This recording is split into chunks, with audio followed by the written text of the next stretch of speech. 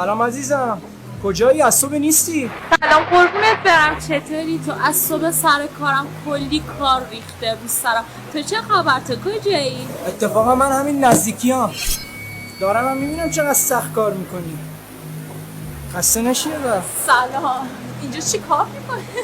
نگفتم یادم رفت با همکارم سعید اومدم. اکی تا حالا رفیق مهزیار اسمش شده سعید؟ چی داری میگی؟ این که بغل دستته رفیق 7 سالمه. بام شرط بسته بود اگه مخ تو رو بزنه باید واسش یه پاکت سیگار و یه فنجون قهوه بگیرم که تو هم خوب رو سفیدم کردی.